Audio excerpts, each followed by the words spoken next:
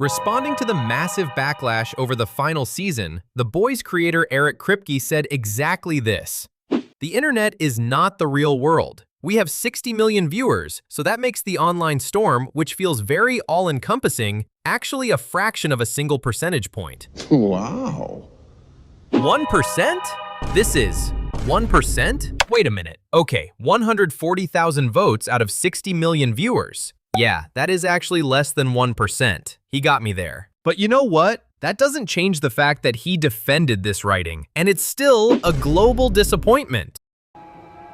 You're a fucking disappointment. To be fair, this argument isn't entirely baseless in the entertainment industry. When a show has tens of millions of viewers, the people you see commenting on Reddit, X, or YouTube usually represent only a tiny fraction of the audience. On the other hand, those platforms are often where the most dedicated and passionate fans are. Ignoring their criticism completely can be risky as well. I'll come back to that point at the end of the video. But first, let's take a look at why the final season was so disappointing.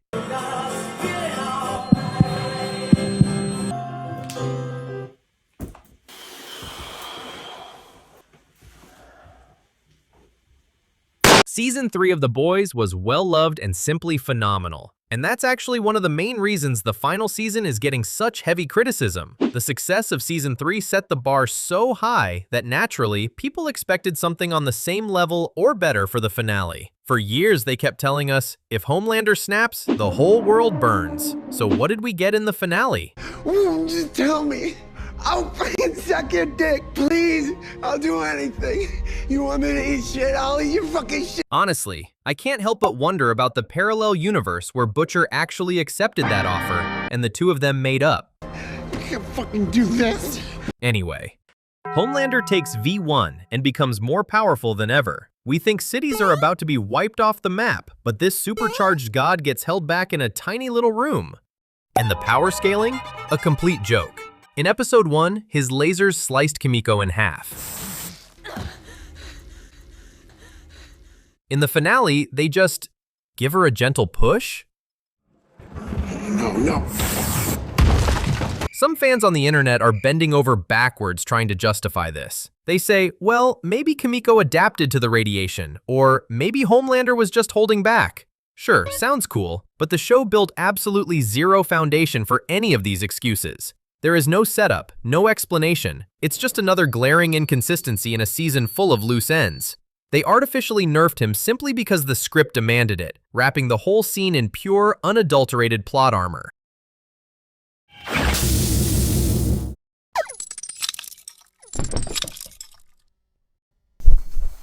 Furthermore, half of the final season wasn't actually spent wrapping up the story, but shoving in Gen 5 characters or acting as a commercial for the upcoming Vought Rising spinoff, waking Soldier Boy up just so he could star in that new sideshow, and tossing him right back into the icebox with zero character development was a massive slap in the face to the audience.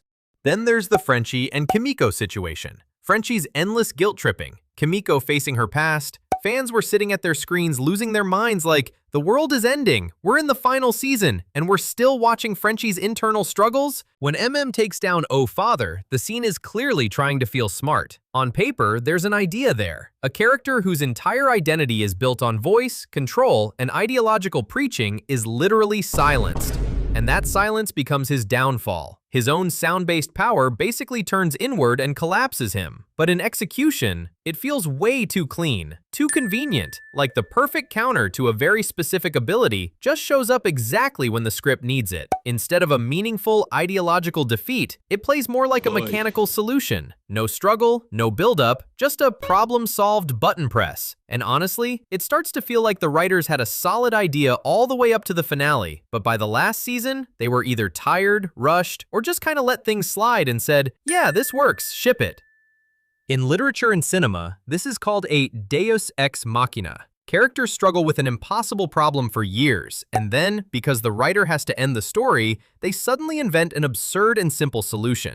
After 5 seasons of searching for a solution, Kimiko suddenly neutralizing Homelander with a little radiation is exactly that.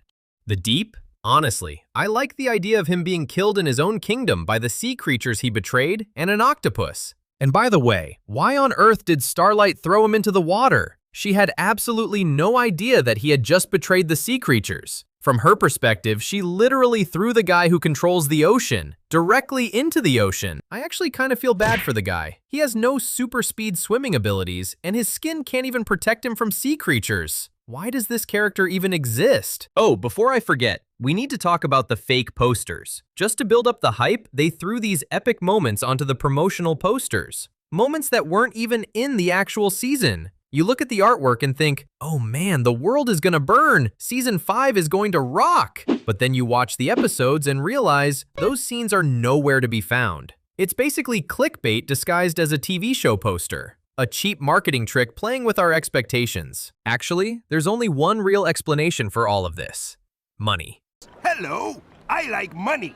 At least, that's what it feels like. Animating a collapsing city is expensive, but slapping a cheap glowing radiation effect on Kimiko is practically free. Instead of ending this massive show with a giant visual spectacle, they took the easy way out just to save budget. But let's be fair, when Kripke says the internet is not the real world, he's not completely wrong. We sit here and analyze plot holes, but the majority of those 60 million are just casual fans watching the show while eating dinner. They see the blood and gore, and they're satisfied. They don't care that the show lost its old, clever political satire and started shoving its messages down our throats. Alright, I'll be honest. Antony Starr's portrayal of Homelander has been legendary since the beginning, and even in this falling apart final season, he was incredibly fun to watch. I am the Homelander. Plus, the character's internal psychology was extremely consistent. As he started losing his power and control, he gave exactly the pathetic, unstable, and cowardly reactions we'd expect from him. So, no matter how lazy the writing got, the character of Homelander and Antony Starr's bone-chilling performance were the only things still carrying the show on their back. Before we wrap this up, I want to leave you guys with two quick thoughts. First, despite all the massive backlash, there isn't really a united consensus on exactly how the show should have ended. If you look at the general audience, they didn't passionately hate the finale. They just didn't love it. It was overwhelmingly meh. But imagine if they had just fixed those lazy writing flaws we talked about. If they had actually delivered an epic, budget-worthy conclusion instead of cutting corners, the boys would have easily gone down in television history as an absolute flawless legend. And honestly, even with all its faults, I have to admit, seeing Homelander slowly lose his mind, his powers, and his absolute control was still a thrill to watch. And the second thing, I put a lot of work into this video right here on the screen, but for some reason, the YouTube algorithm completely buried it and didn't recommend it to anyone. I don't know why. Was the video bad, or is it a problem with the YouTube algorithm? I'm not sure. It would mean the world to me if you could click on it, give it a watch, and let me know your thoughts over there. So, I'll pass the mic to you. Are we just the whining 1%, or did the boys betray its fanbase? Let me know in the comments. Subscribe to the channel, and I'll see you in the next one.